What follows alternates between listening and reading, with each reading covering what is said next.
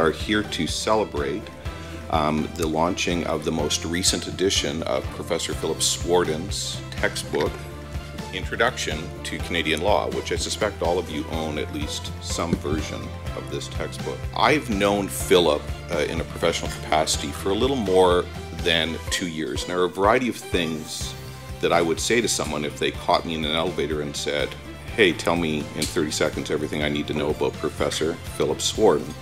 I would tell you that he is an exemplary professor here at Humber College. He is student-focused, he is learner-focused, he's highly engaged, he knows all of his material cold, per the fact that he's written a significant textbook on the subject. But the most defining characteristic of Philip, from my perspective, is his absolute commitment to inclusivity. And so when I think about the Canadian values of fairness, caring, and inclusivity, I think Philip Sworden is emblematic of that. And as I took some time over the last couple of days to read the textbook, and when I say I read the textbook, I read it like many of you do, which is I skim all of the headings and determine what I think is important what's important to pick up. I was struck by a couple of things. The textbook is inclusive in the sense that it fuses both Canadian history and Canadian law in a very engaging fashion, so that a student with relatively little background in either of those subjects can see how Canada's history and the Canadian legal system are really a complex interplay that have evolved over the last many years. But as I read the textbook, I was struck by something more subtle. In addition to all of the case studies that he referenced, which build a picture of how Canada has become a more inclusive and more verdant society, if you look very carefully at the textbook, you'll see that him and his co-author have been very careful to strike a balance so that no matter where you are from in Canada, if you're reading this textbook either as a layperson or as a student, you will see yourself and your regional context in the textbook. So Philip is obviously based here in Toronto. His co-author is based in Vancouver, and the two of them could easily have fallen into the trap of writing a book that was essentially centered on the major population centers of the country in Ottawa, Quebec City, so on and so forth. But they took great pains to make sure that if you were a student in Grande Prairie, Alberta, or Summerside, Prince Edward Island, or Brandon, Manitoba, that as you were working through this material, you could see yourself in that regional context. And I think that makes this book particularly special. The other thing that I would say is that as I read the book, I was struck at the contrast with the previous legal textbooks that I was required to read during my undergraduate career. I, like many of you, are a visual learner, and while most legal textbooks are very text-dense and just assume that you're able to plow through enormous amounts of material without any sort of visual prompt other than a heading, Philip and his co-author and the editors at Eamon Montgomery have been very careful to create a book that draws the reader in visually, so that if you are intimidated by the enormous amount of material which is presented in this book, and for those of you who may not be familiar with this book, it covers Canadian law and Canadian history in a very comprehensive yet readable fashion. But if you're intimidated by text-heavy textbooks, this book will draw the student in, and it circles back to Philip's absolute commitment to inclusivity. The other thing that I wanted to share at this point is that Philip is one of several authors that we have in the faculty at the business school. But this textbook in particular is representative of the balancing act that we have here at Humber College between applied learning and scholarly activity. And so I can't think of a better representative of that balancing act than Philip, and a better example of it than this textbook. The book is just an astonishing example of legal research, historical scholarship, and as I alluded to earlier, Philip and his co-author weave those two subjects together in a really engaging fashion. And I'll speak only for myself here and say that I'm incredibly proud just to know Philip and know someone who has created such a wonderful learning resource. I always love to address our students and our faculty, and especially at this point in time, Philip Sworden, as well as Bernie Aaron, as you know, who is the program coordinator of the paralegal degree. And we have a lot of faculty here as well. We have the administration of the business school attending as well, and we all support each other, particularly faculty who go out of their way, such as Philip, to really author a textbook such as the one he has today, and we all want to applaud him and wish him well. And I think it speaks volumes to the individuals that we have teaching here at Humber College, that they do pursue their love. And if you know Philip at all, as many of you do know him, you know his background is history. He's done a lot of studying, and his PhD, I believe, is in the history of law, and he's certainly a credit to our faculty and to the business school. So I just want to thank all of you for coming and celebrating with us in pursuit of teaching excellence. This is what we do as an institution, as a school, and I have to say kudos to you, Philip, for always working that extra mile and making sure that our students get the best possible education. So thank you very much. I'm personally indebted to Philip Sworden since back in, I think, 2000. The year 2000, he was the program coordinator of the Court and Tribunal Agent Program, which was the predecessor of the Paralegal Education Program, and he was the one that actually hired me here at Humber to begin teaching to paralegal students. In addition, we actually collaborated back in the year 2002 when we were drafting the submissions for this degree program, and we worked together in developing the curriculum and the sequence of courses in the program. And here, some 12 years later, the actual planning has actually stood the test of time. Philip has a strong sense of Canadian history, as illustrated by obtaining his PhD in history from McMaster University, and in teaching and developing the course on legal history, which you have in second year in the program. His publication, The Introduction to Law in Canada, which has been mentioned, is co-authored with John Fairley from Capilano University in Vancouver, I think demonstrates Philip's commitment to bringing the knowledge of Canada's legal system to colleges and universities and university students across Canada. Also must say that the publisher, Eamon Montgomery Publications here in Toronto, has to be congratulated for supporting this important publication and its predecessor editions, and for investing in such an attractive illustrated work that in a way literally provides a window to Canada's legal system and portrays substantive law in a living, dynamic force that impacts on all our lives. I did find out from the sales representative that the publication has been adopted at such universities as Queen's University and York University, as well as Capilano in BC. It's my position that this publication, which was designed for post-secondary education and adopted by Humber's baccalaureate program in paralegal studies, helps strengthen our polytechnic identity, and I believe sustains the focus on learning excellence, which is the mission of Humber College. So I thank you, Philip, for showing leadership and ensuring our students receive exceptional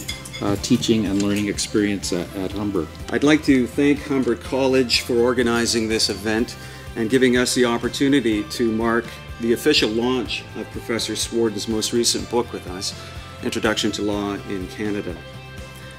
The book's smooth prose and clean, polished design disguise the many years of hard and sometimes messy work that Professor Sworden had to undertake to make this project a reality. The publication of a book involves the contributions of many, but the original act of writing is a solitary one and requires the writer to shut off the outside world for long stretches of time. Writing in this sense is a unique and special kind of commitment, and we're enormously grateful to Professor Sworden for having made the personal sacrifices involved. Textbooks are often perceived as dry and boring, and sometimes that is the case. But Philip is one of those rare and gifted textbook writers who's able to be comprehensive and informative, yet still convey a sense of excitement and passion for the subject that he's writing about. Philip's passion for the law is something he's carried throughout his academic training and his long professional career, and is arguably at the heart of his unique ability to convey complex legal concepts in ways the rest of us can understand and appreciate, whether it's in a book or in front of the classroom. It's certainly a truism in our business that better teachers make better textbook writers, and throughout his career, Philip has demonstrated that he is both. Eamon has had the privilege of representing Professor Sworden's books for over a decade now, and we have sold thousands of copies of his books to colleges and universities across the country. It's no exaggeration then to say that Philip has informed the way that literally thousands of students have learned about how the law in Canada operates. And that's a unique and special achievement that few can say they have matched. So on behalf of Eamon and the many teachers and students who have benefited from your writing, a deep and heartfelt thank you for your work and important contributions to legal education in Canada. We look forward to celebrating your successes for many years to come, Philip. First, I'd like to thank Associate Dean James Cullen and Alvina Cassiani, the Dean of the Business School, for their kind remarks and for their presence today in organizing this event. And to my colleague, Bernie Aaron, as he mentioned, we were the two that sat in the business school's boardroom and planned the four-year curriculum one afternoon. It was quite an afternoon. And I think you're hearing about my interest in history, and I said to Bernie, I've got to have a class on legal history here. So that was included, and I hope you enjoy that course. And to Anthony Rezick from Eamon Montgomery for coming here today.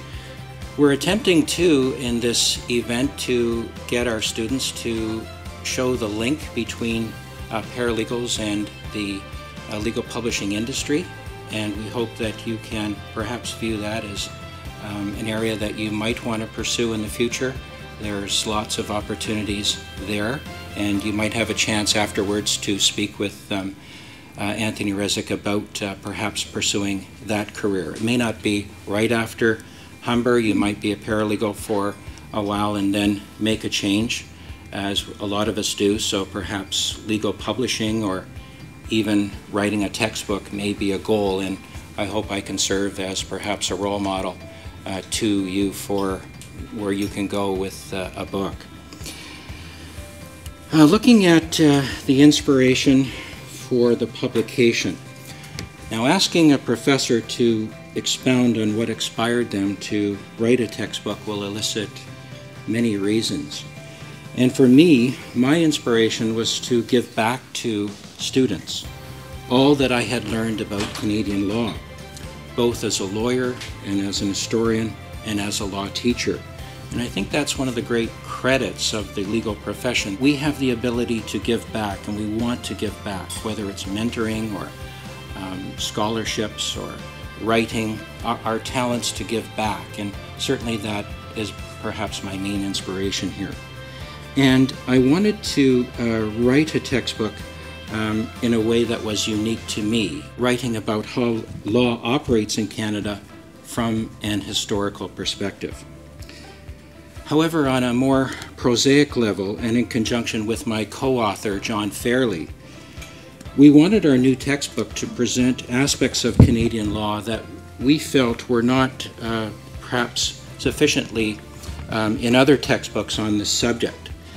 And I wanted to just read you some things from the preface to our work and expand a little bit about that, so you get some of the ideas that were important to both of us when we wrote the text. Our goal in writing Introduction to Law in Canada was not only to provide a theoretical basis for understanding the law and its development in the Canadian context, but also to provide a comprehensive overview of all key aspects of the Canadian legal system, from its constitutional underpinnings and the machinery by which laws are made and enforced, to specific areas of regulation like contracts, property, and criminal law, among others.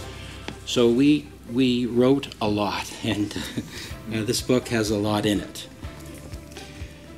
And this is another thing that the speakers were alluding to. We wrote this text from a pan-Canadian perspective, imagining how readers from all parts of Canada would interpret its relevance, and not just those from its more populous regions. So we made a conscious effort in our writing that we tried to include cases from all regions of Canada and statutes from all regions, and include pictures and biographies of pretty well all that we could from all regions of Canada. And I think that's perhaps one of the great strengths of the book. But we also wanted our writing to reflect Canada's social and multicultural diversity. For example, we include a chapter specifically dedicated to comparative law.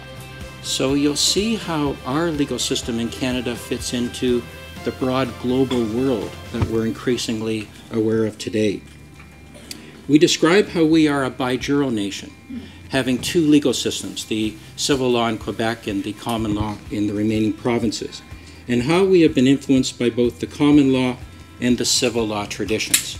So we try to be very inclusive to Quebec's civil law and making our students understand some of the big questions that we face as a nation with two different legal systems. What have we done to try and accommodate the systems?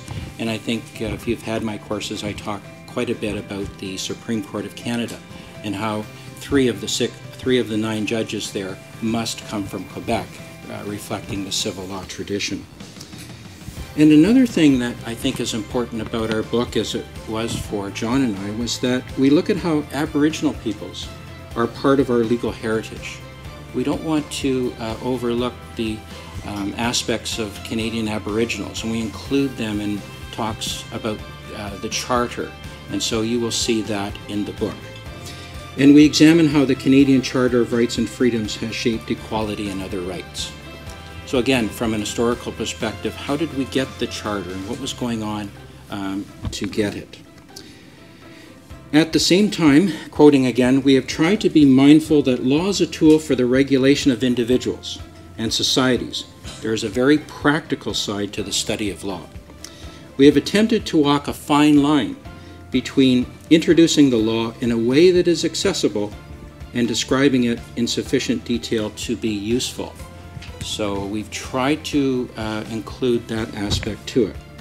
And then finally, our goal and inspiration is that we describe a wide array of subjects in enough detail to allow readers to take the next step in their studies. So you, the readers of this book, what next steps are you going to take in your studies?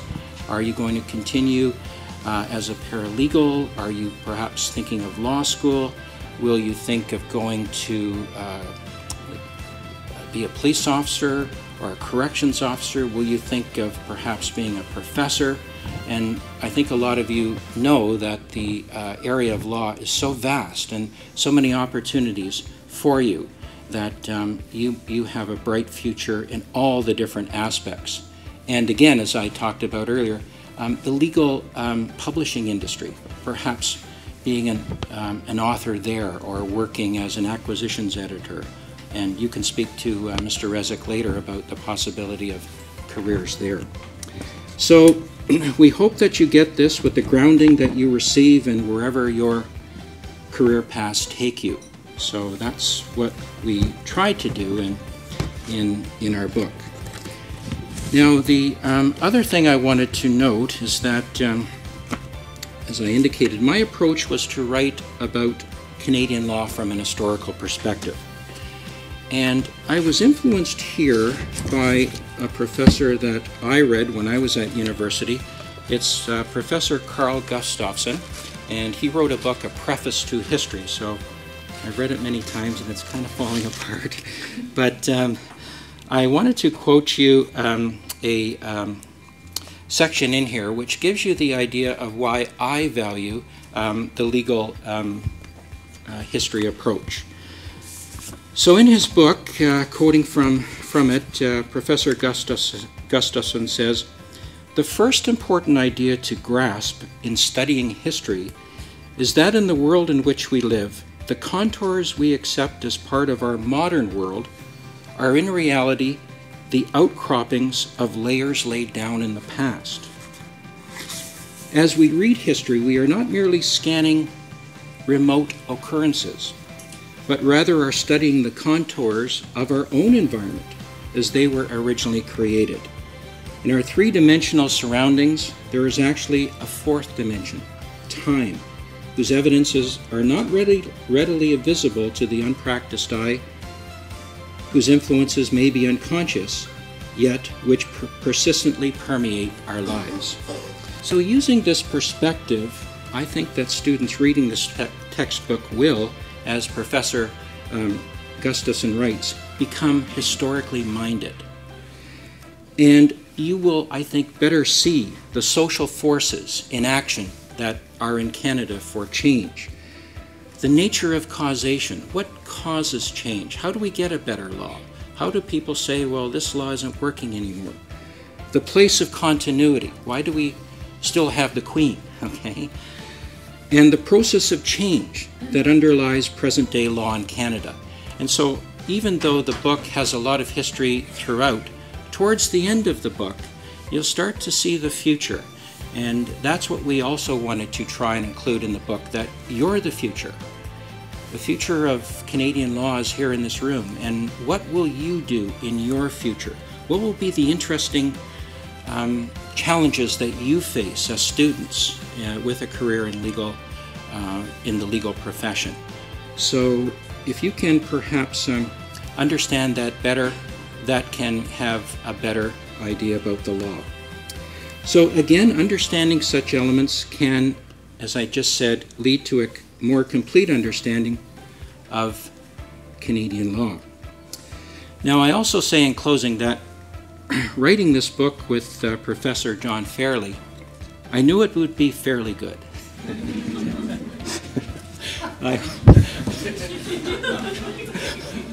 I hope you enjoy the book. Thank you.